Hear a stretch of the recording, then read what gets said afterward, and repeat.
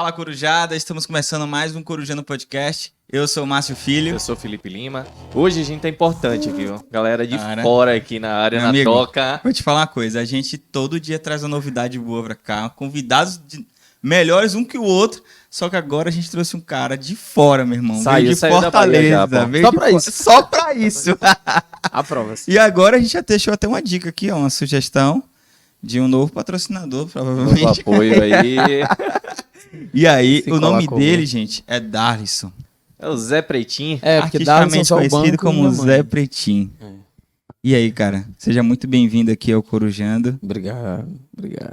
Eu Que tava bom. muito afim, viu? Vou nem mentir.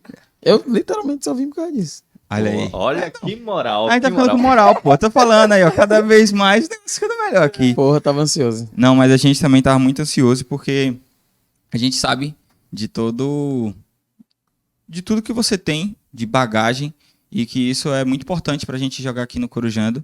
E principalmente porque a gente tem muita curiosidade também. Por mais que a gente se conhece, a gente tem coisas que não sabe realmente, não conversa o tempo todo. E hoje é a hora que a gente vai te fazer perguntas Descobrir boas aqui, verdades, descobrir né? coisas Tudo e ácido, como é que né? é. Mas já que pra começar, você hoje tá atuando na sua música, né? Você trabalha com a sua Isso. música. Como é que é o teu projeto? Como é que é o teu trabalho lá dentro? Eu sei que você é um cara que faz um monte de coisa. É, Head of Bush. Mas tentar resumir pra gente aqui como é essa... Tá, tentar resumir. Bom, hoje eu atuo lá no Sua Música como Head de conteúdo, né? Então, dentro da plataforma. Hoje o Sua Música ele tem 4 operações que a maioria das pessoas não reconhece, né? Porque até conhecem, sabem que ali tem dedo do Sua Música. Mas hoje a gente tem 4 operações dentro do grupo, tá? E eu trabalho nessas 4 frentes inteiras, inclusive nas próximas que vem nascendo, etc. Como head de conteúdo, nosso principal papel é cuidar da comunicação de como os nossos produtos chegam para o mundo. Então, vai desde redes sociais até a gestão completa de projetos mais especiais que a casa faça, até clipe que a marca deseja fazer, coreografias e tal.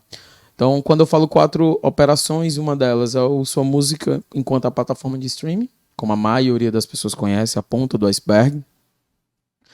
A nossa distribuidora digital de artistas, que é um mercado que algumas pessoas não sabem que existe, outras pessoas imaginam que possa existir, e é um mercado muito consolidado, que é o papel que a gente faz literalmente na distribuição de música por aí. Tá? A gente, inclusive, em contrato com outras DSPs, né, que é o termo. Spotify, Deezer, YouTube Music, Apple Music, etc. Então a gente tem alguns artistas do nosso catálogo que a gente trabalha primeiro na intenção de levar eles para essas outras plataformas, mas também trabalhando tudo aquilo que possa ajudar a performar a música. E aí a gente trabalha ali uma assessoria jurídica, contábil, etc. com esses artistas. Dividimos os royalties e vai parte para o artista, parte para a gente. A terceira operação é a produtora de artistas, né? Então, enquanto o artista é da nossa distribuidora digital, ele chega com um arquivo pronto, que nem qualquer produto que seja. Chega pra gente e diz, essa aqui é minha música, eu vou botar aí nas plataformas, me ajuda e tal, a gente vai e coloca. Na produtora de artistas, não, no Sua Música Records, nós somos os donos desses artistas. Então, a gente trabalha não só a música, como o vestimenta, foto, CD promocional, produção de música, venda de shows, bilheteria, tudo da carreira artística do cara. Né? Essa é a terceira operação. E a quarta é o que as pessoas daqui de Feira de Santana mais reconhecem ou nem sabiam que era nosso. Muita gente não sabe, viu? Mas o Match Dança também é a quarta operação aí dentro do Sua Música. E junta tudo isso num 360 graus da música, né? A gente trabalha sempre em prol da música. Desde a criação direta de conteúdo que não tem um vínculo comercial até a criação de um projeto que tenha como fim comercial mesmo, né? A gente é muito audacioso a fazer muitos projetos mirabolantes utilizando essa nossa plataforma 360 graus. Então, o próprio Match Dança participou de um projeto recente que une toda essa operação que eu te falei. Né? Inclusive uma próxima que eu já deixo aqui o spoiler para quem quiser saber, que é a nossa editora de música. Né? A gente está construindo. Ela já existe, a gente já trabalha, mas a gente gosta de falar só quando a coisa anda um pouquinho. Uhum. Então, o último projeto comercial que o Mad Dança teve envolvido, ele, na verdade, é um 360 graus mesmo de atuação. A gente arrumou uma composição com um parceiro de composição nosso. A gente gravou num estúdio. Pela nossa inteligência de mercado, nós entendemos qual era o melhor artista para interpretá-la. Gravamos um clipe, gravamos uma coreografia. Os dançarinos participaram do clipe. Distribuímos essa música nas outras plataformas e na nossa. E levamos o artista para dentro da loja do anunciante. Então, tipo, é só uma plataforma que tem todos esses braços que pode fazer uma operação como essa, né? E agora, recentemente, vocês estão com sua música Space, né? Vocês estão com um espaço lá que eu costumo olhar de uma forma como se fosse uma fábrica, né? O artista, ele entra lá, ele é todo produzido e capacitado para ficar realmente um artista completo. Isso. A gente costuma brincar com esse termo, né? Até a própria arquitetura, quando trouxe pra gente o projeto do layout do espaço, também brincou com isso, né? Tipo, só pra galera entender, tipo, quando você chega na sua música Space, a parte burocrática fica na frente. Então você tá ali, a sala de trabalho e tal. E aí você vai passando, ao longo disso tem criação de conteúdo, espaço para pocket shows, não sei o quê. Aí vai ter um red carpet quando você vira artista. Aí entra no estúdio para gravar música e lá no final tem um estúdio de audiovisual para gravar até um DVD. Aí você dá a volta no espaço, pronto, saiu como artista. A gente que chegou aí lá é incrível.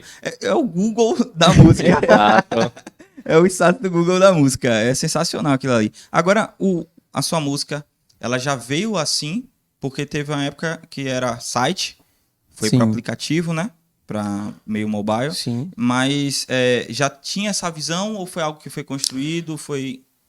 Na verdade, assim, a história toda, e Márcio, é que, primeiro, o Som Música Space, ele veio a cristalizar aquilo que a gente já faz, certo? Muita gente tinha uma visão de que o Som Música continuava sendo só o sitezinho, não sei o quê, mas, poxa, sei lá, antes da pandemia o Som Música tinha já seus 50 colaboradores, assim. As pessoas não entendiam a dimensão. Hoje a gente fica oficialmente em São Paulo, a parte administrativa, e a parte artística e de conteúdo e tal fica aqui no Nordeste, lá em Fortaleza. E aí, agora, nesse ano, a gente trouxe para a mesa, né, um desejo muito grande de criar um hub de experiência que comportasse tudo aquilo que a gente queria fazer. Né? E não, a gente não nasceu do jeito que a gente está. A gente primeiro se adaptou, né? O Som Música, ele nasceu 10 anos atrás, eu acho. Acho que foi tipo isso, 10 anos atrás, a partir de um cara, um programador forrozeiro que existe, em João Pessoa, né? E aí essa ideia, o concept da ideia, ele acabou substituindo praticamente a mídia física, né? Porque é muito bonito falar sobre quantas vezes o estilo musical do forró, acho que a gente vai falar sobre estilo musical também lá na frente, mas é muito importante contextualizar o quanto o forró consegue quebrar a banca em relação a negócios da música, né? Já aconteceu várias vezes na história. E a sua música em si, ele também quebra mais uma banca, porque os caras, para se divulgarem no passado, eles imprimiam CD e saíam distribuindo em porta de festa, em cidade, show na praça pública, eles soltavam CDs.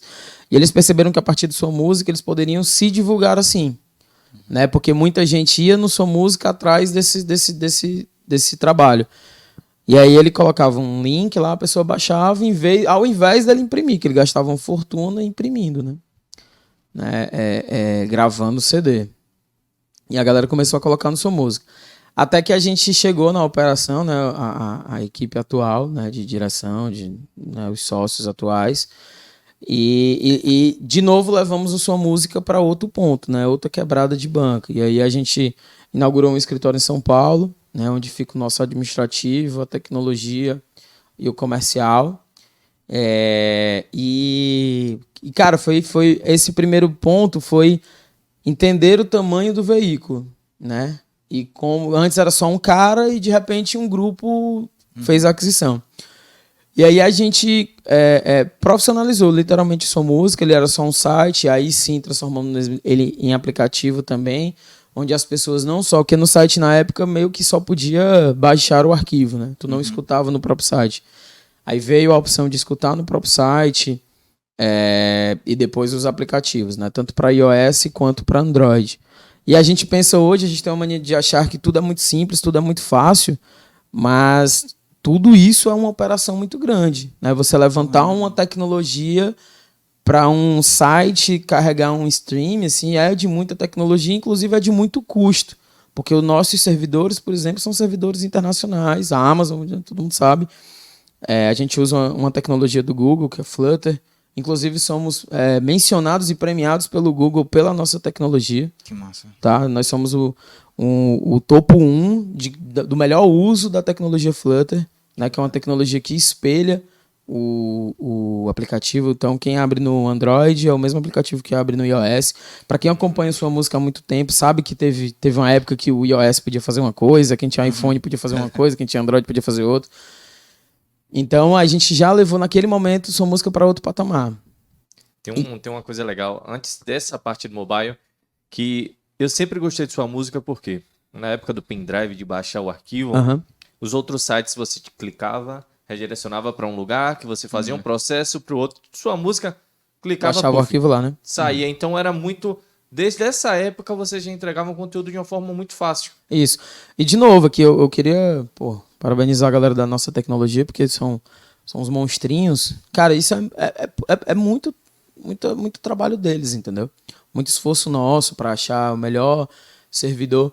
Eu hoje estava vendo uma live rapidinho aqui do meu time do Coração Fortaleza, né, que tá na Libertadores. Olha aí. E o site do Sócio Fortaleza ontem deu pau, né? Caiu. E eles estavam fazendo uma live hoje do sorteio da Libertadores, meio-dia, tipo, tinha 7 mil pessoas, 8 mil pessoas assistindo.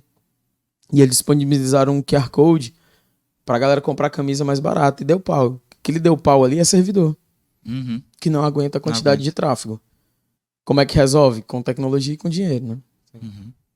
E é isso, assim. Então, por trás da gente tem uma galera de tecnologia muito foda.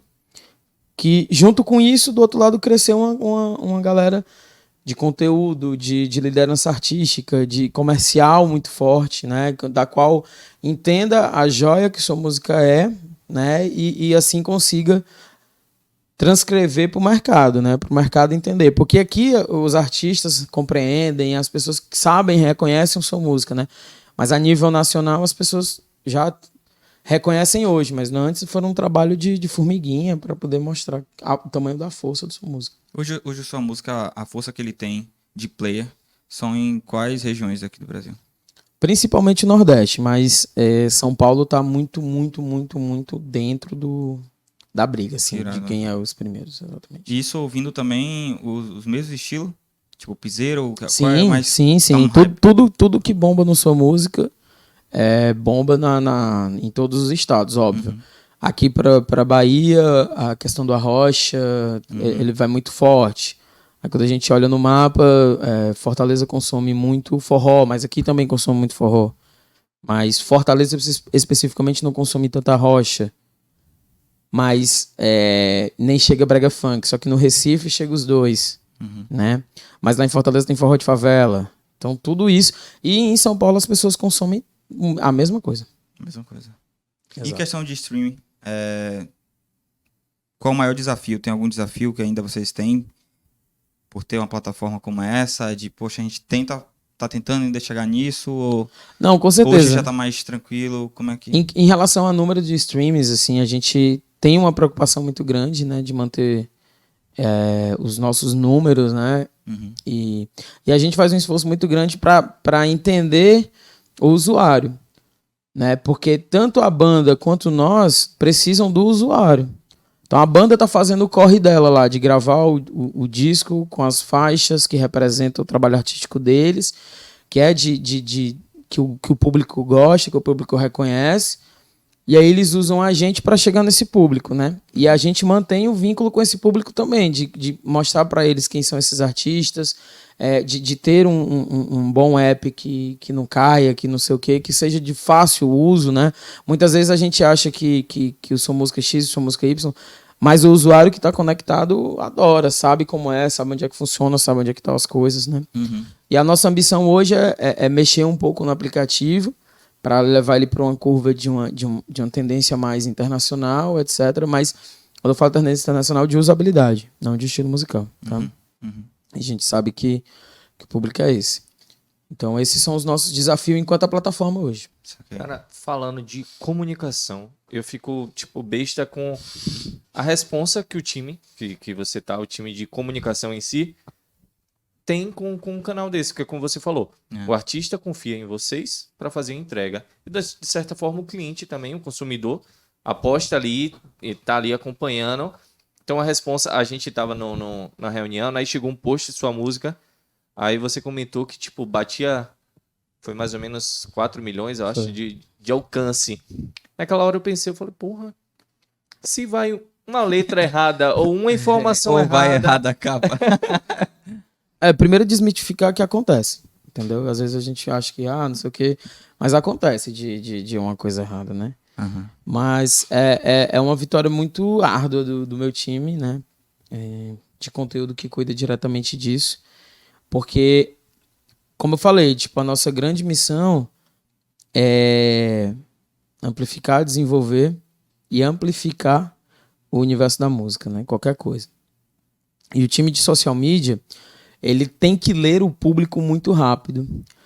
E o maior desafio do nosso público é porque é um público muito efêmero, que as coisas já funcionam muito rápido. Então é comum a gente não gostar de uma música mais, ou pelo menos não escutar tanto. Cara, a música tem 6 meses de vida e a gente já nem escuta tanto. Isso dentro do contexto da música, do que é o universo da música, cara, isso é muito efêmero. E isso também acontece com o conteúdo, porque é muito conteúdo, é uma enxurrada de conteúdo muito grande. Então as pessoas costumam achar o conteúdo que elas querem naquele momento, na sua música, porque a gente gasta muito tempo em ler o que as pessoas querem. E nada disso é feito também só 100% com criatividade. Tá? No meu time não tem isso, não. A gente interpreta muito dado, muito dado. A gente tem diariamente leitura de dados, né? A gente faz de 15 dias insights sobre o que a gente publicou, que performou, que tipo de coisa que a gente fez. A gente tira o por que aquilo não performou, o que eu posso melhorar, por que isso foi um fator que aumentou muito. E aí a gente percebe coisas como... A gente não fala só sobre música, né? A gente não fala só sobre música. Eu sou uma plataforma de música, mas eu não falo só sobre música. Porque o universo do meu consumidor, o universo da pessoa que me segue, ela não é só de música. Sim. Principalmente Então, no Instagram de vocês mesmo, eu vejo que tem muito meme, tem uma brincadeira. Você isso. pega um recorte de João Gomes que foi pra praia, começou a cantar na praia, você já faz um recorte daquilo. Gira até um conteúdo ali que a pessoa já compartilha, já roda. Exatamente. Então a gente faz muito conteúdo que seja engajativo mesmo, que tenha esse gatilho de engajamento. Porque o nosso lema interno é transformar a sua música como se fosse uma pessoa. As pessoas reconhecerem a nossa linguagem, a nossa maneira de lidar com as coisas. E aí vem coisas como essa. Assim, ou a gente traz o universo da música sobre outra óptica, né, sobre outra ótica, justamente. Tipo, o que é que tem a ver? Porque geralmente o artista quer aparecer bem trabalhado, é justo, né? Com cabelo, com o show dele e tal, não sei o quê. Mas o mesmo motivo pelo qual o usuário segue o artista não é para somente ver em cima do palco. Ele quer ver o bastidor dele, quer ver ele se divertindo, quer ver ele brincando. Então, o João Gomes é um fenômeno, né? Do nosso time do Sua Música Digital, nosso artista da distribuidora digital. Então, a gente já tá na vida do João Gomes mesmo antes dele existir enquanto músico, tá? Só para que todo mundo saiba. Então a gente sabe que esse universo dele é muito verdadeiro e a gente utiliza isso, né? Esse post ele literalmente saiu da praia, foi cantar com a galera que ele viu cantando a música dele e viralizou, né? Assim como outros, por exemplo, a gente tem dentro de casa um case que foi a luta do Whindersson Nunes com o Popó. O que é que tem a ver? Poxa, mas estava todo mundo assistindo. alguma coisa bate na gente, né? Não tô parafraseando o Popó, não. E aí a gente conseguiu tirar dali um meme e tirou muitos louros daquilo, entendeu? Tipo, acho que hoje a publicação tem quantos milhões? Né? Tu lembra? Mais de 10, né? 17 milhões, né? É muito 17 bom, milhões. É muito. A gente hoje mesmo tava gravando um conteúdo com Matt Dança, e aí vocês já tiveram a sacada de, pô, velho, a música de Anitta subiu de novo, vamos trazer. É massa o ritmo, né? O ritmo é muito frenético. frenético. Então, se algo que provavelmente vai ter pessoas que estão ouvindo aqui que já me ouviram falar sobre isso.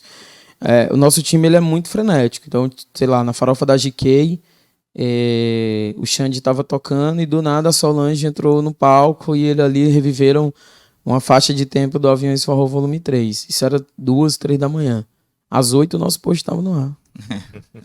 Nosso expediente começa às 10. Como é que funciona essa divisão? Porque existe uma divisão de tarefas e um Sim. controle para essa equipe conseguir trabalhar Sim. desse jeito, Sim. né? Nesse time. É muito conteúdo. É muito conteúdo, é muita frente, né? A gente tem 11 pontos de contato com o usuário. Juntando tudo, dá 12 milhões de audiência, né? Instagram 1, os outros Instagrams, canal do YouTube, TikTok, né? E aí a gente, dentro do time, a gente divide primeiro por linguagem, né? Por rede social. Então tem pessoas que lidam com Twitter, com notícia, tem pessoas que lidam com vídeos curtos, TikTok, Reels, Quai. Tem gente que está na liderança de rede social, que olha para todas as frentes. Tem gente que está focado no Instagram, né? Tem gente que dentro, internamente, né? Porque imagina, como é que eu também comunico essas 4 operações, né? Alguma coisa vai chocar ali, né? E aí dentro do time tem pessoas que são responsáveis por distribuir essas informações para esse grupo de pessoas. E a nossa divisão é baseada nisso. Primeiro na mensagem, né? Então, se aquela mensagem vai para o TikTok, aí existe uma TikToker, que é cool hunting de conteúdo, que fica ali procurando conteúdo que possa ser engajativo. E aí ela acha a linguagem certa para comunicar. E aí depois manda para a turma de social media dos outros veículos, por assim dizer, para saber se é legal na curadoria delas, e eles colocam. Mesma coisa com notícia. Então tem um braço de notícia, o jornalista coloca a notícia e manda para a gente e fala, essa notícia aqui, papapá, beleza. Agora, isso só acontece porque também nós se falamos o tempo todo, né? A gente tem vários grupos em quase todas essas redes sociais, porque o que um tá vendo, tá jogando lá, pode ser de insumo para o outro, papapá, notícia, fofoca, show e tal. Então a divisão ela vai a partir da linguagem, a partir do veículo de comunicação, tá? Aí depois horário, depois esse tipo de coisa. Tem que ser um time muito engajado, né? Tem que ser doido. Porque agora, e também além disso tem o São João, né? São João vocês... Além disso tem o São João de todos. Porque o São João de todos vocês... quando acabou o São João, vocês na verdade veio com o novo São João. É importante falar sobre São João de todos, porque também foi outro grande marco por sua música, sabe? Como todo mundo, não vou dizer que pior, mas tão difícil quanto foi para muita gente, a pandemia também nos afetou, né? Foi um dia trágico na sua música, para mim, falando especificamente, quando a gente percebeu que ia dar ruim mesmo, e muitas desmissões encarrilhadas, a gente viu o faturamento da gente cair mas bruscamente mesmo em 15 dias. O principal cliente foi o principal afetado da pandemia, né? Os artistas. Exatamente. O artista, em 15 dias, deixou de fazer todos os shows. Em 15 dias, como é que ele vai fazer um CD para distribuir comigo, né? Ainda tinha isso, né? Porque geralmente os CDs que iam pra sua música era de shows ao vivo, que a galera gravava show pra Caetá e já saía lá, parou tudo. E aí, nesse mesmo período, assim, praticamente no mesmo dia, a gente percebeu que já não ia ter São João. Porque naquela época, se a gente lembrar, era assim, de 15 em 15 dias, né? Não, vai fechar por 15 dias para ver como é, e depois fecha mais 15 dias, aí fecha mais 15, aí fecha mais 15.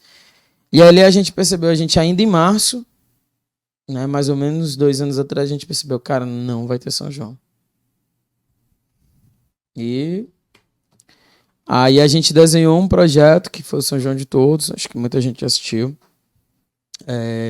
Que foi, que eu posso dizer, o maior São João virtual da história mesmo, assim, a gente não deixou literalmente a chama da fogueira apagar, Foram 19 dias de live no primeiro, 40 artistas, 3 cidades, 3 cenografias, 3 palcos diferentes.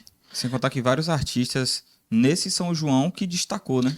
No primeiro São João foi o Tarcísio do Acordeon. A gente veio fazer um dia só de piseiro, especial piseiro. Já tinham 3 artistas, Pisadinha de Luxo, Vitor Fernandes e Pio do Piseiro. E aí a galera falou, tem um quarto, um menino chamado Tarcísio do Acordeon. O menino ali chega. E aí o Tarcísio do Acordeon... Isso foi em junho, né? Em julho, estratosférico aí. Em dezembro, o Tarcísio chegou em número 1 no país. E aí, poxa, aquele primeiro São João a gente enfrentando todos os reveses do mundo, assim, porque, cara, nem gráfica tinha aberto. O artista não podia nem sair da casa dele, foi lá em Fortaleza, numa região metropolitana de Fortaleza, chamada Iparana. E, cara, tinha 2 barreiras sanitárias. Eu, que moro relativamente perto, passava por 2 barreiras sanitárias. Então a gente teve que, cara... O jurídico teve que entrar em ação para colocar uma cartilha de recomendação para poder o artista passar pela barreira sanitária. Cara, enfrentando todos os reveses possíveis, cara, de uma produção, assim, tudo. E internet, lidar com live, né? Eu, particularmente, tinha feito 3 ou 4 lives em toda a minha vida. Aí, quando terminou essa febre de live, eu terminei com 60. Ora, 67. 67. E aí veio o segundo São João, que aí a gente ainda ampliou ainda mais a coisa, né? Veio mais um artista aí. Veio mais um artista, não sei se o pessoal conhece João Gomes. João Gomes. Aí veio o João Gomes. Aí chama João Gomes. Eu lembro que João Gomes a gente fez a vinheta, né? De lançamento. A gente ficou assim, cara, esse menino não tem nada, mano, não tem um vídeo dele. Aí quando vai ver um vídeo de celular. Não tinha. Eu acho que eu vou até aproveitar para falar aqui sobre esse case específico do João Gomes, que bate muito no nosso trabalho do time de redes sociais, né? Do Sua Música. A gente fez um negócio chamado Duelo de Vozes, que começou a partir de uma ideia do time que cuida de notícias e Twitter. Que foi um Twitter que subiu assim. E se a gente quisesse conhecer a nova voz do forró, quem seria? Aí o time de social media, de redes sociais, do Instagram, viu e puxou esse tweet e jogou no Instagram. Pau, normal. Pegou o print e tacou no feed. Eu vou falar assim, bem abruptamente, né? Tipo, a gente dormiu e acordou. E né? tava Mas lá. foi isso, né? Um monte de coisa aconteceu. Quando a gente viu, tinha 9 mil comentários. 9 mil comentários. E muito desses comentários era João Gomes. Então, a gente já sabia que dali tinha um caldo. Essa Agora, é a verdade. esse João Gomes, várias vezes, me lembrou do... Foi Zezé de Camargo e Luciano? Que o pai pegava o telefone e a orelha dele. Aí será que foi um movimento da galera de João? Mas acontece que ele já estava viralizando no local dele, né? Aí os parceiros fecharam com ele, né?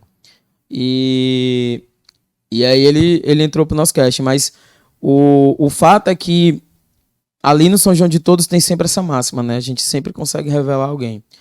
Mas especificamente é o São João de Todos, junto com o Sua Música, né? Tem muitas coisas que acontecem pro mundo que primeiro acontecem no Sua Música. As pessoas... Poxa, quando GD estourou com Jennifer já era passado pra gente. Jennifer foi sucesso em junho, mas Gabriel tava tocando desde outubro, sei lá. Mas no Sua Música já tinha estourado ali. A mesma coisa que... João foi junto, mas Tarcísio também. Tarcísio lançou... Foi meteórico também, mas foi tipo... Sei lá, em maio, aí a gente viu que tava muito bem na plataforma. Em junho ele tava no São João de Todos. Julho as pessoas reconheceram. E em dezembro ele chegou no top 1 do Brasil. Né? Então as coisas costumam acontecer antes no Sua Música. No São João de Todos também. E talvez até principalmente. Mas assim, o São João de Todos, ele tem essa competência de trazer o contexto do São João. Então a gente colocou quadrilha, a gente colocou, uma orquestra de sanfonas no São João de Todos 2. A gente abriu a live no dia de São João com um trio lá, cantando com lindas canções de Luiz Gonzaga, numa orquestra de sanfonas, velho. Foi louco.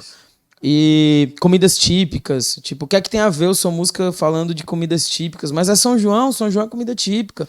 Do it yourself, pra ajeitar a casa, pra fazer São João dentro de casa. Então a gente foi para aquilo que era o São João mesmo, a gente só digitalizou. O São João de Todos, ele chegou nesse formato de live em um alcance tão grande de entrega que eu percebi, por exemplo, a quantidade de marcas e marcas grandes que apoiaram e falou, pô, eu tenho que ter minha marca envolvida nessa situação aqui. Sim. E ele criou negócios paralelos, assim, porque tinha um artista muito importante no nosso palco e a marca achava que esse artista combinava com a mensagem dela na época e utilizou o São João de Todos para que aquilo acontecesse. A gente criou uma prévia do São João de Todos, aquecimento com outra marca, levando esses artistas para um estúdio, fazendo esquenta. Então é uma dimensão muito grande o São João de Todos, né? É muito gigantesco. O primeiro ano foram 22 mil visualizações, 22 milhões de visualizações. O segundo ano a gente fechou em 29 milhões. Brincadeira. Só que 29 milhões no segundo ano, onde as pessoas já estavam mais flexíveis. Sim, é isso que eu ia comentar. A galera já não estava mais tão assim assistindo. Às vezes a gente viu uma live assim, na cabeça da gente a gente multiplicava por 3. Porque a galera estava se juntando. Porque a galera estava se juntando no apartamento na época para assistir juntos. Então a gente chegou em 29 milhões, aí pode multiplicar por 3. Só lá em casa era 10. O São João foi na roça, a gente colocou a televisão rodando, mas tinha 10 pessoas ali. Então, e aí, tipo, voltando a falar do time de conteúdo, a gente trabalha não só ali na gestão desse projeto, no concept, junto com o time comercial, de projetos comerciais, mas na gestão da comunicação de um festival. É loucura, né? Deve ser muito massa também que vocês falam que examinam tudo, olha tudo como ferramenta a plataforma, observar e ver o artista que está performando. Cara, esse artista aqui, ele tá fora da curva. Como, por exemplo, aqui da Bahia, Thiago Aquino. Sim, Thiago Aquino acabou de fazer um projeto com a gente também. 2, né? Isso. E veio uma coisa assim, né, que foi subindo, quarto, quinto, e já veio chegando. Em dezembro a gente fez esse projeto que eu tava comentando, que foi 360 graus, com o Thiago Aquino. Então, em dezembro a gente leu ele e disse, cara, é aquele cara. Né? E eu não vou dizer, olha que coincidência, porque são números. Né? O Thiago Aquino foi o vencedor da música da gente, né? Do Hit do Verão, e já participou do Vibezinho com a gente agora novamente. Né? Isso acontece demais. Né? Já consegue examinar tudinho. Bora falar É o que a gente chama de BI, né? Business Intelligence. Vamos falar de Darlison agora eu? também. Isso que eu falar aqui da música. Só falou tua música, né? Existe isso, mas como é que chegou, né? Mas sabe o que é engraçado? É porque todo convidado que a gente traz aqui tem que ter o parte 2, pô. É muito assunto, pô. A gente fica tentando acelerar aqui, ó. Vai, que eu quero... Já tenho mais coisas pra te perguntar. Mas tá. Darlison, a sua formação hoje... Eu sou formado em designer, né? Originalmente em design gráfico. Sim. E eu me considero designer pra sempre. Pra sempre. Né? Designer é só botar o pé da letra, é projeto. Mas é o cara hoje também que é multiuso ali. Eu vejo que você é um cara da produção. Isso. É o cara que gerencia, é o diretor, é tudo. Isso. Tá aquele diretor que sabe pegar numa câmera, por exemplo, se precisar ir ali fazer, cortar. Mexe ali no OBS, do nada tá ali fazendo a live pra gente. É o cara que faz tudo. Isso já veio desde guri, veio algo que você já veio também, a vida te trouxe dessa forma, você foi aprendendo? Cara, eu acho que sim, assim. Primeiro eu vim de condições sociais muito adversas e quem vem socialmente desfavorecido para essa vida tem que aprender a ser fora da curva, né? Tem que ralar. E aí, bom, sou designer de formação, mas eu passei em 5 vestibulares antes, né? Que vai desde engenharia da computação até história, né? Caramba, o cara... Passei pra matemática. Soltar uma polêmica. Você falou design. Veio do Corel ou do Illustrator? Eu vim do Corel pra depois Illustrator, mas eu migrei logo. Os caras tão venenosos. Eu não tenho polêmica não, porque, cara, é Illustrator. É Illustrator. Polêmica a gente deixa pra Windows e Mac, ou ABS, VMAX, Sony, Canon, mas, tipo, é Illustrator, cara. Não tem. Mas, aí foi isso, assim, como designer... Cara, antes de ser designer, por exemplo, pra bancar a faculdade, eu era técnico de celular. Que foda. Eu cobrava 20 conto pra deixar os celular coloridinho. Lembra daquela época que botava os teclados coloridos? Ah, tá ligado. Era 20 conto que eu cobrava. E aí, Aí eu fui pro designer gráfico, porque eu tinha um sonho de ser designer, já queria ser designer, ponto. Não queria nem publicidade, né? Que designer, ponto. E passei por alguns perrengues e tal, mas a minha primeira grande escola de trabalho foi um veículo de comunicação de TV, chamado Sistema Jangadeiro, lá em Fortaleza, que é um sistema de comunicação que tem 2 filiais, tanto filiais SBT quanto filial Band. E eu fui parar no setor de projetos especiais lá dentro, como designer. Nossa. Então, minha primeira função nesse trabalho era receber do coordenador de projetos um doc em Word, impresso aqui, para fazer apresentações para o time vender, né, para o time comercial vender. E aí eu fui percebendo ali um canto para eu tanto ir aprendendo quanto ir indo, né? Todo mundo tem essa fase da vida, tem uns que duram até hoje, que é você conciliar trabalho com freela, né?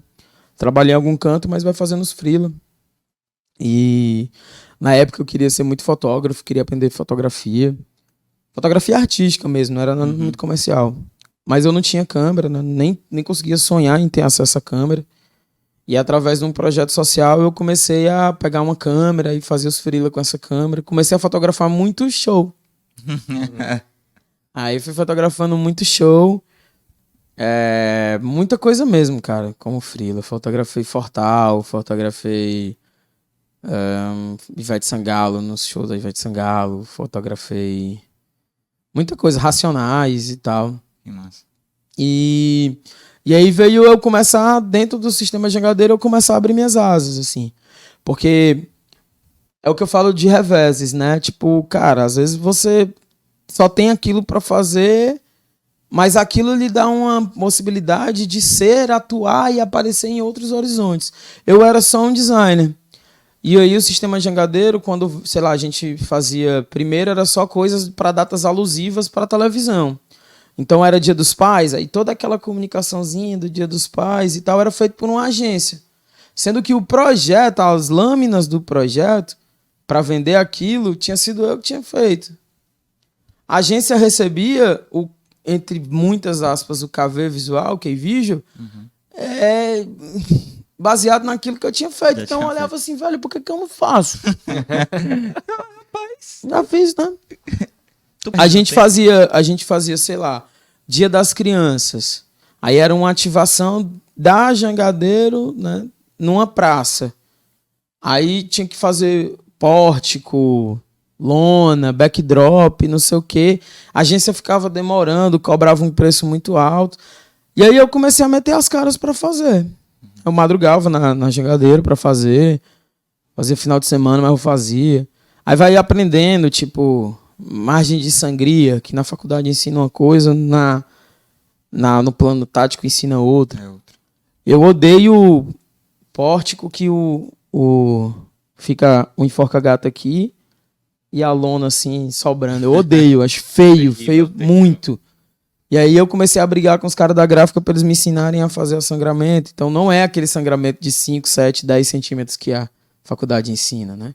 Eu comecei a fazer sangria de 60 centímetros, que é para dar curva na treliça inteira do Q30. Você que é designer, fica ligado aí, vai anotando aí. E aí, por exemplo, fotografava esses eventos, né, como freela para a própria Jangadeiro.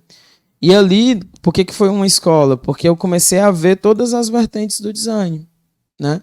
Fazer uma coisa que eu amo, assim. Eu até brinco lá nos meninos, lá no time, quando eu tô muito estressado, eu digo, eu vou voltar a ser designer.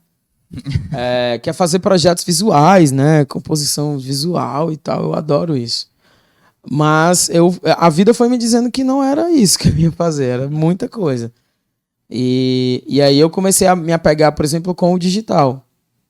Antes de chegar na Jangadeiro, eu trabalhava numa pequeniníssima agência de marketing digital. Isso em 2011, 2010. Já existia marketing digital nessa época? Já existia. Fazia Facebook, post no Facebook. Deixa eu ver o que eu tava fazendo em 2011. Não, 2011, 11 o Facebook foi quando começou, né? Que era 10, era o 2010 ainda era o Orkut. O Instagram em 2012 chegou no Brasil com iPhone 1. Só tinha para iPhone.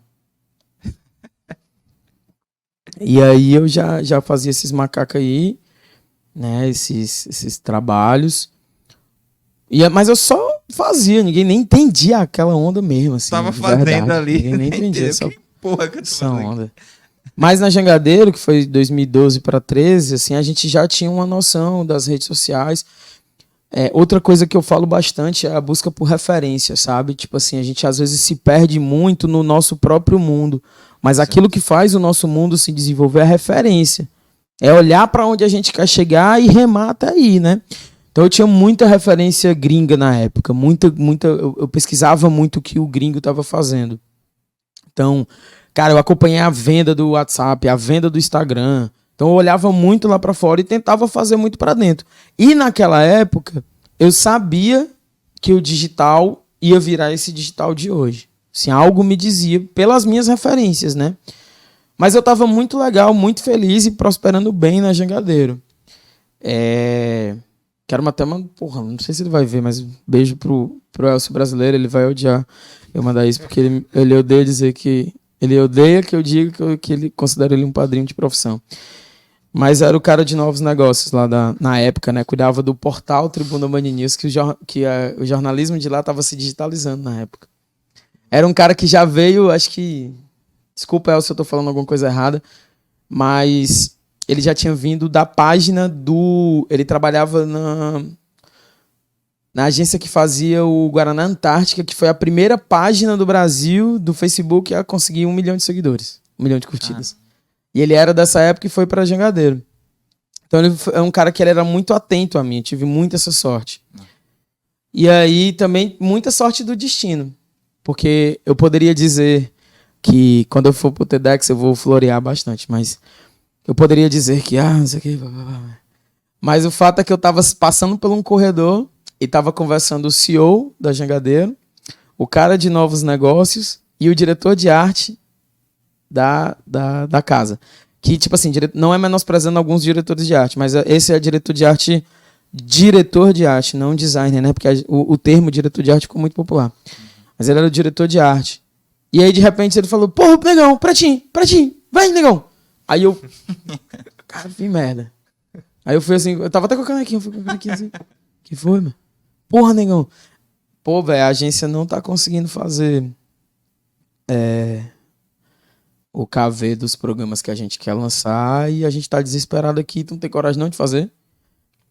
E eu era do setor de projetos especiais, nada a ver com a direção de arte da programação. E os caras me pegaram no corredor pra fazer. Aí eu fiz, né, foram a direção de arte de 3 programas, sendo um deles o de maior audiência da casa, que era o programa jornalístico, policial. Isso era uma quinta e segunda-feira eu tinha que entregar também. Nada é fácil. E aí, então, assim, tava bem, tava de boa.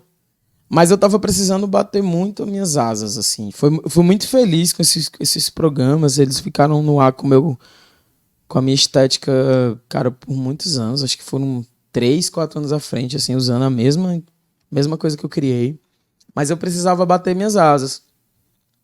E fui pra uma, de verdade, agência digital. Na época, em Fortaleza, o que eu considero a maior, né? Na época, hoje ainda tem uma muito grande lá em Fortaleza, né? Na época, elas eram meio que concorrentes. Só que a agência que eu trabalhava era uma agência pequena, enxuta, mas com mentes muito brilhantes, né? Então, eu tive a sorte de conhecer gestão de tráfego naquela época, 2014, 15. Gestão de tráfego eu conheci naquela época. Aquilo que está muito popular hoje, UI, UX, eu fiz um curso, estudei e apliquei naquela época.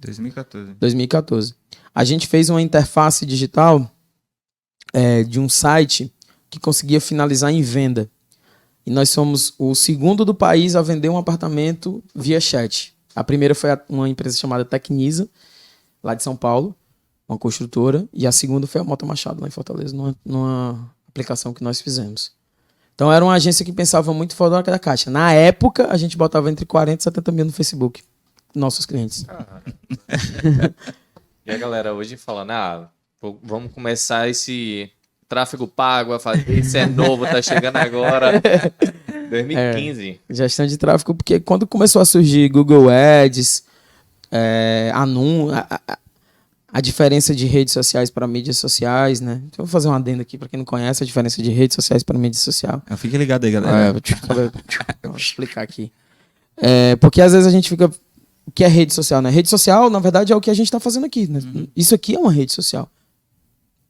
Rede social não nasceu no Orkut, não, viu, gente? Só que a partir do momento que gira negócios digitais ali, vira uma mídia social, tá? Então, sei lá, o Pinterest, até tem anúncios no Pinterest, mas ele é não focado em anúncio. Então, ele continua sendo uma rede social. Mas YouTube, Facebook, Instagram, ele gira num platô de rede social, uma mídia social, uma ferramenta de mídia. Né? Então... Eu fiquei na dúvida, o TikTok se encaixa... O TikTok, recentemente, o nosso time participou de uma convenção com o TikTok. A gente tem muito relacionamento com todos eles, né? Tanto com o Instagram, com o Quai, com o TikTok. A gente tem relacionamentos semanais com esses caras, a gente tem reunião com todos. E o time do Sua Música Digital teve uma imersão com eles agora há pouco. E eles não se consideram nem uma coisa nem outra, né? Eles se consideram uma plataforma...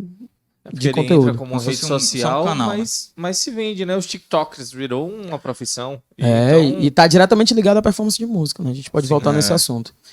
E ali eu fui diretor de arte web, né? UI, durante um ano só. Foi muito intenso, porque a gente tinha muito... Essa empresa, ela prosperou muito, mas falhou ali em algumas coisas. Perdeu parte da equipe, que para mim era o que eu mais gostava, era a equipe. Eu aprendia muito com as pessoas das quais eu trabalhava. E aí eu tive a oportunidade de juntar tudo isso, né? Um cara que entende de fotografia, que depois começou a entender de vídeo, com um cara que entende um pouco de construção de projeto, com um cara que entende de digital. E dei um tiro para fazer um curso. Primeiro eu fui trabalhar num emprego muito merda. Eu preciso falar sobre isso, porque eu fui trabalhar num canto só por causa de dinheiro. Olha aí. Olha pra cá. Mudou a câmera. Fui trabalhar num canto só por causa do dinheiro. E foi a pior coisa que eu fiz na minha vida. Eu fui trabalhar num canto só por causa de dinheiro. Não durei 3 meses lá. Eu saí de lá foi devendo. Porque quando foram assinar lá o meu negócio, né? A gente falou, ó, na verdade, tem 900 negativo porque você pediu demissão. Foi brincadeira isso aí. Eu acho engraçado que aí desce, ó. Foi a pior coisa que eu fiz na minha vida, foi trabalhar só por dinheiro. Caramba. Mas aí eu meio que eu segui com uma amiga minha na construção de projetos. Ela foi tentar a vida com alguns editais, né, que funciona muito, né, a pessoa ia atrás de edital, e aí quando ela era contemplada, ela me chamava e a gente dividia. Só para ter ideia, de novo, vamos falar sobre dinheiro, eu saí dessa empresa que eu fui só por causa do dinheiro, para trabalhar por 50% do que eu recebia. Sério? Mas eu queria trabalhar com coisas que eu gostava. Porque você acaba misturando as coisas, né? Você acha que o dinheiro, aquilo ali, é o que eu preciso. É o que eu preciso aqui, é o que vai viver minha vida, mas de nada você fala, pô, o que é que eu tô fazendo aqui? Não quer todo dia você... Mano, dinheiro, cada vez... Você ficar refém do dinheiro é horrível. X mil pra mim vai ser ótimo, vai ser confortável. Faz 6 meses. Tem uma coisa que eu vou te falar assim, faça o que você gosta, da melhor forma que você pode, aí vai, que as coisas vão vindo, cara, consequência. E aí eu decidi tomar outra atitude muito drástica, que é um grande sonho até hoje na minha vida, que é eu só estudar, né? Eu floreei bastante ali a coisa das faculdades e tal, mas foi muito perrengue a minha faculdade, assim, tanto de financeiro para conseguir pagar a faculdade, quanto, bicho, estudar à noite depois de trabalho. Eu trabalhava em chão de gráfica na época. Não falei sobre isso, mas eu trabalhava em chão de gráfica, numa gráfica que era literalmente do tamanho dessa sala, literalmente, a diferença é que tinha um banheiro aqui. Então eu perdia sapato, porque o mesmo banheiro que limpava as placas de impressão era o que a gente usava para fazer xixi. Então, eu tinha esse sonho, assim, de só estudar. Eu queria muito. Tipo, eu dormia na aula. Tinha uma das cadeiras favoritas da minha vida, que é semiótica. A gente também, por consequência. Não, mas a gente, eu e Felipe, a gente se conheceu na faculdade, né? Uhum. E a gente ia pra faculdade depois do trabalho. Porra, bicho. A gente ia falar assim, mano, e aí, velho, tem que ir, velho. E aí eu decidi fazer um curso lá na Brother Escuela, lá na Argentina. Eu disse, meu irmão, vou nessa. Tu foi? Fui. Porra. Só de ida. Tava com a passagem só de ida. Como é o nome do lugar? Brother Escuela. Putz. E... Até o nome já é massa, hein? Lá na Brother Escuela. E fiz da branding lá. Porra, da branding. Sensacional. Massa demais, né? Aí, mais uma vez, a sorte da minha vida aparecendo. A gente lá no Ceará fala cagada aqui também. Aqui também é cagada. Aí, cara, um cara de uma empresa de moda, ele perdeu o diretor de arte dele, tipo, faltando dias pra campanha dele. E era a primeira vez que o cara tava vestindo uma grana chamada Tô Global e tal. Aí, ele virou pro fotógrafo da campanha e falou, eu preciso de um freela, porque o cara saiu aqui e tal. Aí o fotógrafo da campanha falou, acho que tem um cara que é a cara dessa marca que seria foda. Pretinho. Aí o cara me ligou. Aí eu falei, valeu pela lembrança, mas, vou me picar pra Buenos Aires aí, Porra, é mesmo. Tchau. Aí ele falou pro cara, né, o cara que eu te indiquei, não vai dar pra pegar o trampo, não. Beleza. Aí esse cara virou pra social media dele. Falou, cara, sabe, né? O menino saiu. Aí a social media dele falou, tem um amigo meu, tal, massa, pretinho. Aí vou ligar pra ele. Aí ela falou comigo, Rizinho, nem te falei, mas eu tô indo pra Buenos Aires, tô indo estudar e tal, não sei o quê. Aí voltou pro cara e falou, o cara que eu te indiquei é o cara, quem é? Pretinho. O cara já falou dele. Me dá o telefone desse cara. Aí, Deixa eu ligar pra ele. Quando ele chegou pro estilista dele, o Lindenberg, que é uma entidade da moda lá em Fortaleza, Lindenberg falou, Alexandre, acho que o Darlis... Aí o cara me ligou, não foi mais nem o Lili. Falei, cara, preciso sentar contigo pra entender. Não precisa mandar orçamento, tá fechado. É já só você vir. Cagada. E aí eu fui, mas aí tive que voltar, né? Pra poder fazer a campanha desse maluco. Ele tava... E foi muito próspero, porque eu terminei a campanha, né, a direção de arte da campanha, com Rômulo Neto, até na época ele fazia o Robertão, sei lá, tava super em alta na TV. A gente fez uma campanha linda com ele, de outono e inverno. Direção de arte toda minha, concept, vídeo e tal. Direção artística, o editorial, foi tudo meu. O cara ficou muito feliz e me ofereceu o trabalho, a princípio, de designer nessa empresa. E é uma empresa massa de moda lá em Fortaleza. E aí eu fui ser o designer dele, mas, tipo, mês depois, literalmente, tipo, acho que não deu tempo nem assinar minha carteira. Tipo, a minha carteira já voltou como gerente de marketing de lá. E aí eu fui gerente de marketing dessa marca por alguns anos, não lembro ao certo, 3, 4 anos, sei lá. E cara, ali eu tive contato com sua música. Por quê? Porque a gente fez uma pesquisa muito legal de mercado. O dono queria muito patrocinar uma das 2 figuras do forró que estava muito grande no Fortaleza na época, que era ou Wesley ou Xande, né? Aí a gente fez uma pesquisa de mercado muito legal e decidimos que o Wesley seria essa pessoa. E aí no contrato do Wesley tinha que ele tinha que dar alô e usar as roupas da marca. Aí eu tinha que ir no Sua Música. Baixar o CD do Wesley, escutar se o bicho andar. Ele deu alô, naquele show ele deu alô, naquele show não. Pra poder fazer o plano de mídia. O primeiro contato. Meu primeiro contato com Sua Música foi assim. Que louco, velho. Foi. E beleza, mas aí essa marca passou por uma crise e eu terminei sendo demitido. Mas eu fui demitido e ao mesmo tempo contratado. Tá? Eu fui demitido da CLT, de ficar indo fixo lá. Mas ao mesmo tempo que eu fui demitido, o cara queria muito que eu fizesse as 2 próximas campanhas dele. O que pra mim acendeu um modelo de negócio muito massa. Porque eu fechava contrato, né? Quando ele me demitiu, eu pensei assim, cara, eu não vou durar 3 meses no freela. Porque acho que as pessoas lembram que eu acabei de falar, que eu vim de condições sociais muito adversas. Então, minha família não tem de onde tirar se acontecer alguma coisa. E eu falei, como é que eu vou sobreviver? Isso eu já tava morando só, eu já morava só desde sempre, né? Mas já tava morando só, já tinha conta, já tinha carro, tinha moto. Deu. E aí não. Eu descobri que não, né? Eu descobri que eu já tinha um nome no mercado, reconhecido, e eu nem sabia. Tipo... É porque a primeira coisa que você leva é um baque, né? É. Ufa, você tá, porra, o que é que eu vou fazer agora? E, cara, eu só vejo projetos em cima de projetos. Tem uma história muito bonita, minha também, porque apesar de eu ter sido sempre jogado para uma veia mais comercial, eu tenho um elo artístico muito grande por causa do design. Então, era comum em todos esses trabalhos, principalmente na DLT, que eu tinha um pouco mais de liberdade, eu ajudar alguns amigos que faziam um festival de arte urbana lá em Fortaleza. E quando eu saí, quando eu fiquei livre pro mercado, a primeira coisa que os caras fizeram foi, vem pra cá, bora comigo nesse bonde. Né? Eu fui coordenador coordenador de produção desse projeto.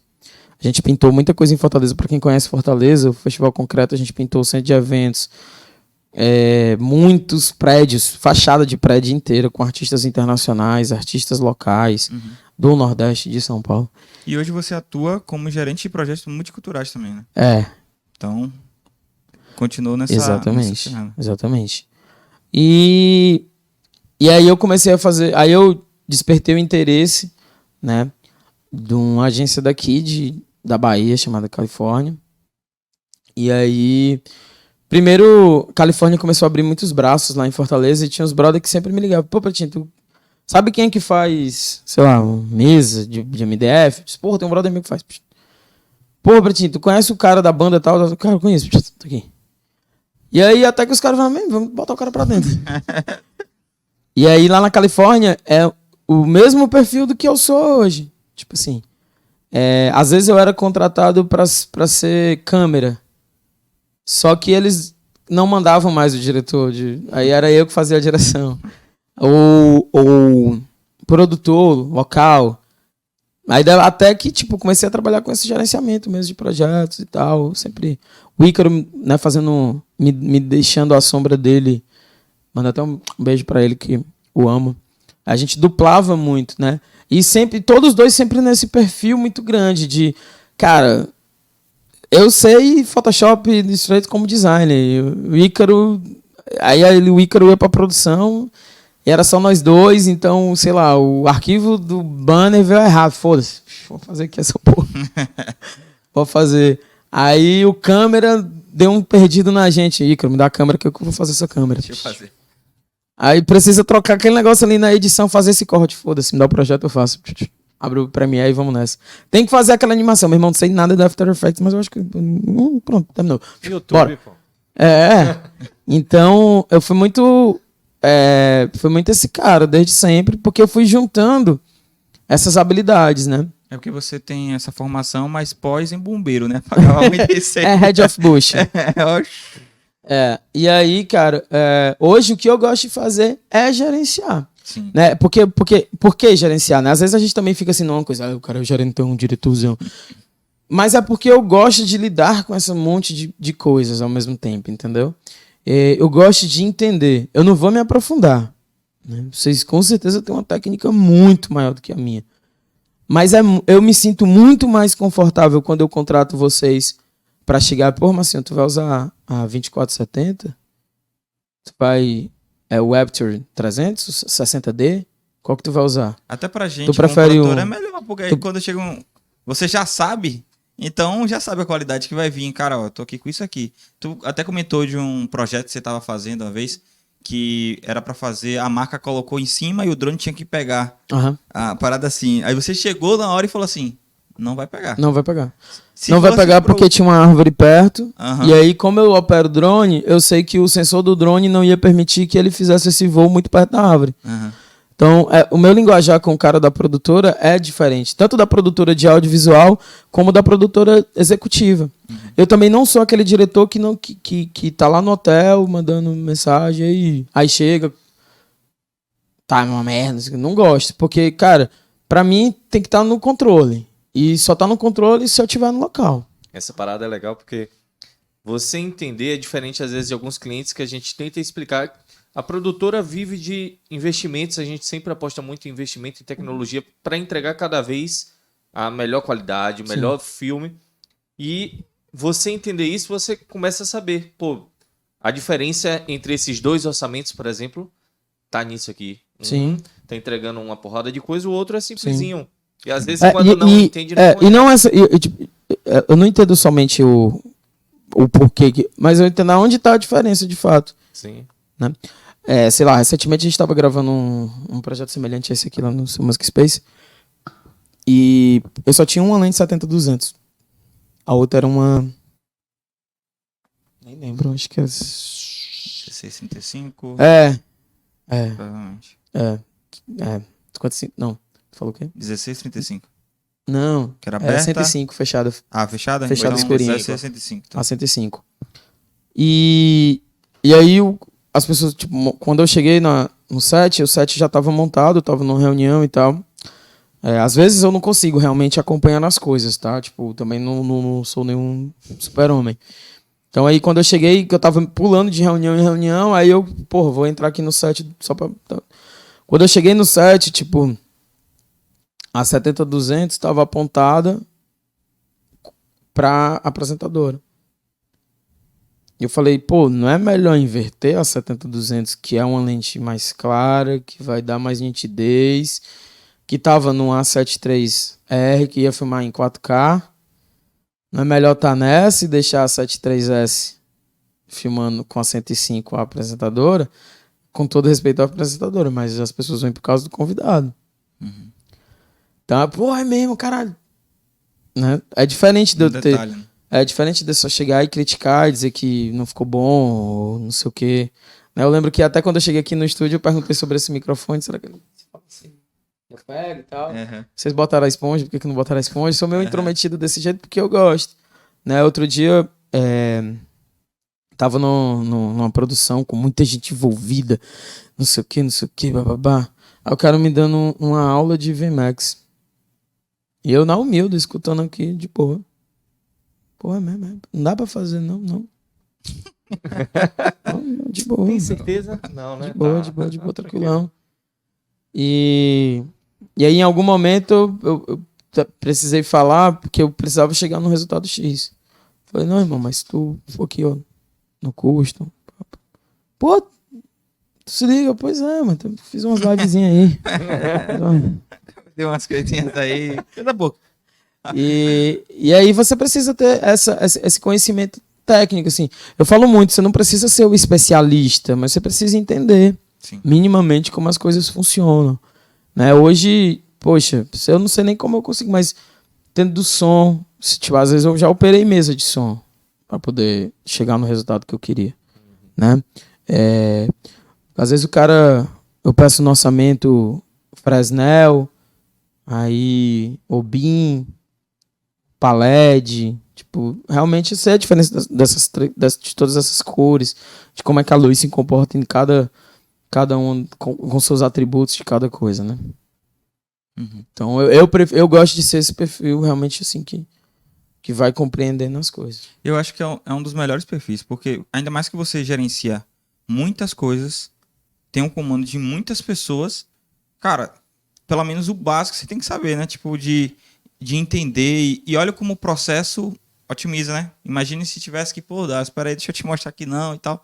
Acelera o processo. Sim. Eu acho que ainda mais o profissional de comunicação, ele tem que ter essa aptidão e esse olhar de, não, cara, eu tenho que pelo menos entender. Tinha um professor da gente, não lembro agora quem era, ou se era a professora, que falava sobre isso. Eu tava pensando aqui agora, é Soraya. Soraya. Ela foi até convidada da gente aqui no Corujando e ela falava sobre isso. Você precisa saber um mínimo de redação. Você precisa saber um mínimo na parte gráfica. Você tem que saber um pouco do vídeo, é isso, da foto, assim, né? existe aquela também o outro lado do limite, né? Porque também quando você quer saber muita coisa, você vira o pato, literalmente. Que não sabe nadar, não sabe voar, não sabe andar direito. Mas não é sobre isso. É sobre ser realmente versátil. Mas se focar numa coisa. Por exemplo, vocês são focados em audiovisual. Ponto. Vocês vão entender de produção? Podem entender, porque vocês contratam produtores, executivos, né? E tal. Vocês têm que entender de logística de transporte, de como limpar equipamento, qual é a melhor, se é o WD-40, se não é. Vocês têm que entender da coisa. Precisa entender de redes sociais, tanto quanto o nosso time, tanto quanto a Ana, né, o Lincoln do meu time entendem. Não necessariamente. Mas tem que saber mais ou menos como é as coisas e tal, como é que funciona para YouTube, como é que funciona para não sei o quê. Então, é um senso, é uma direção. Né? A gente, tipo assim, até a hora que a gente ficou em pé para andar, enquanto adulto, ou melhor, enquanto a gente, a criança, a gente passou por quase todos os modais de tentar ficar em pé. Se em alguma necessidade você precisar engatilhar, você sabe engatilhar. Você sabe escorregar. Mas você não precisa ser especialista nisso, né? Então, a mesma coisa acontece com o automóvel. A gente escolhe um em algum momento. Apesar de que a gente sabe andar de bicicleta, sabe andar a pé, sabe andar de carro, sabe andar de moto, mas a gente escolhe um. Então tem esse limite assim da coisa. Eu vou no limite. Eu busco entender.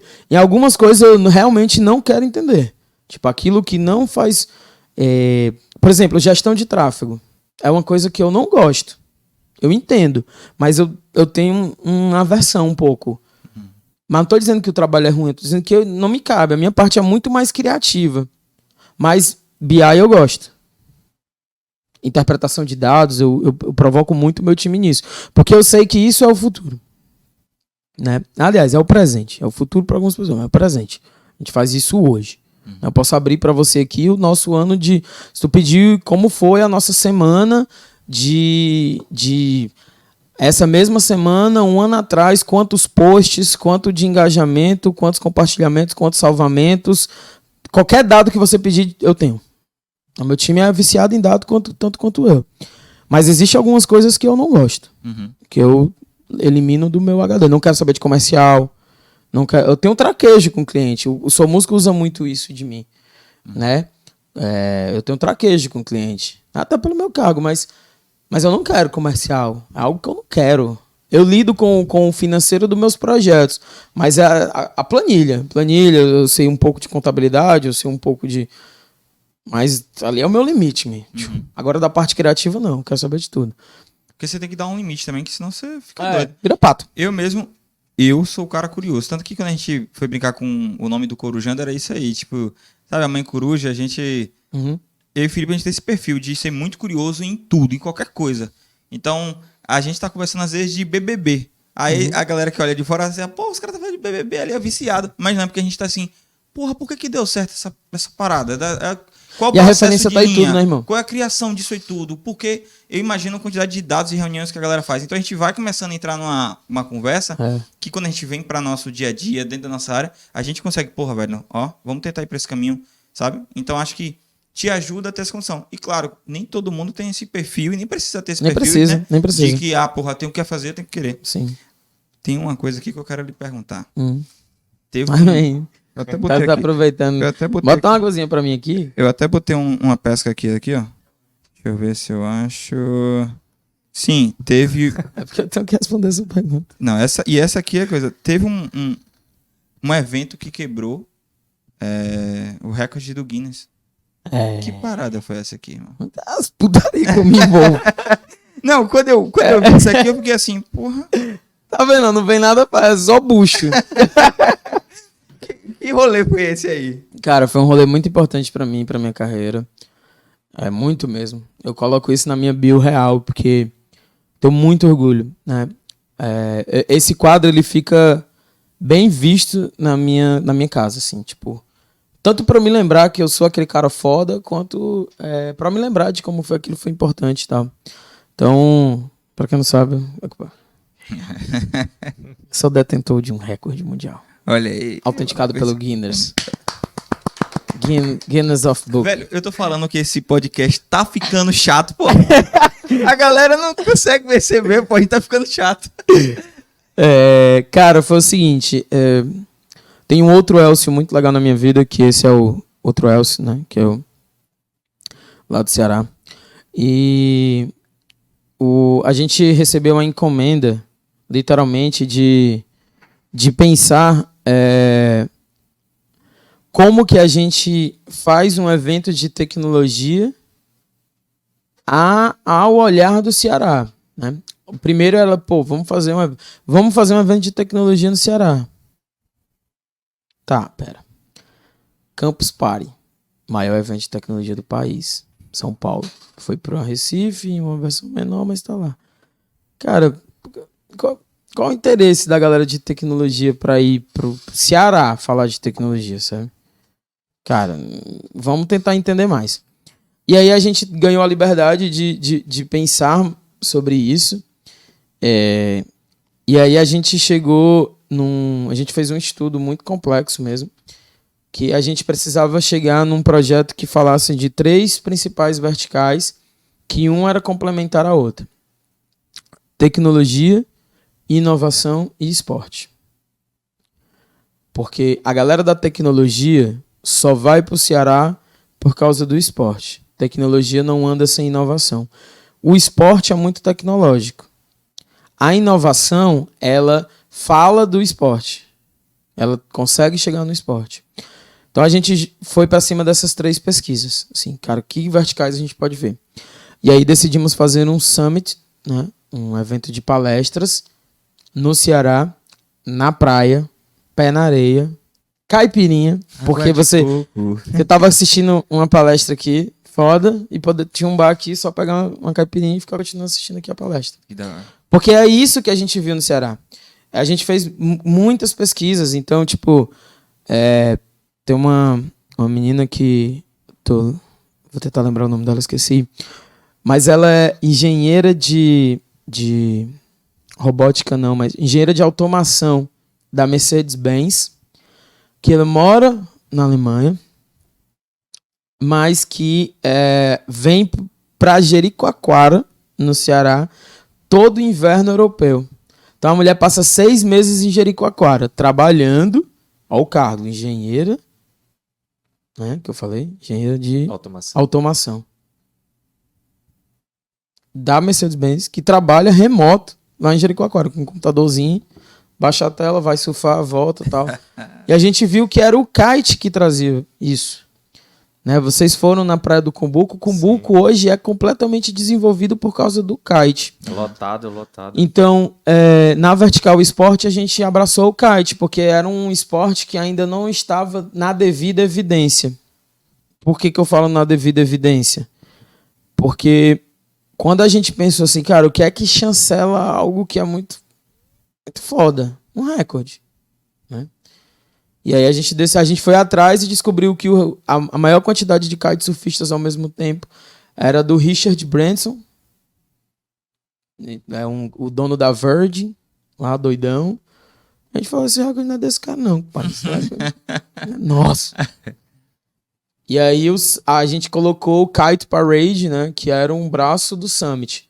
Então o ingresso ele foi vendido para você ajudava de alguma forma o meio ambiente, porque esse evento inteiro foi lixo zero. Lixo zero. Primeiro, qualquer resíduo que a gente produzia, caso ele não fosse reciclável, a gente pagou a conta desse carbono. A gente plantou árvores em troca disso.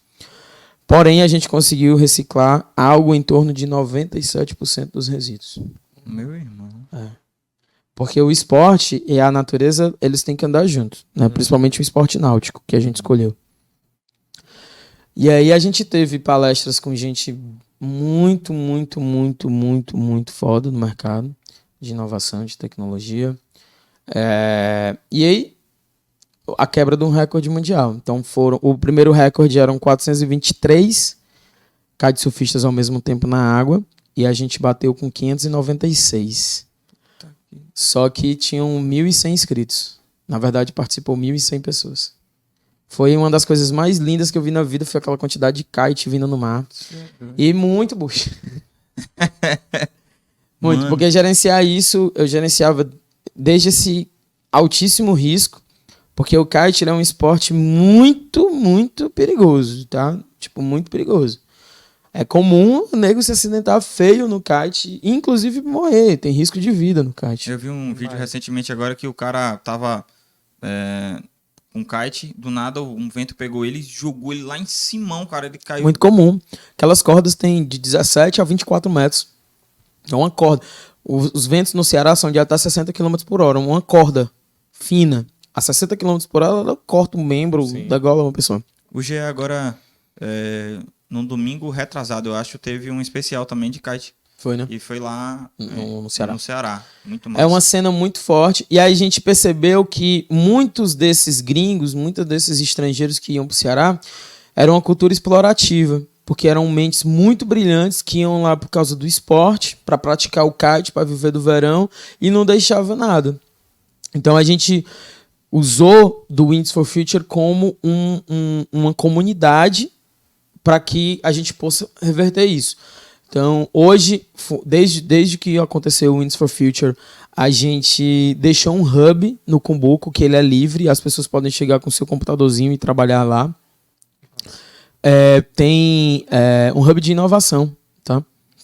Então, muitos desses gringos que trabalham com trabalho remoto, eles estão lá no hub, né, no hub Cumbuco, trabalhando. Foi uma cristalização.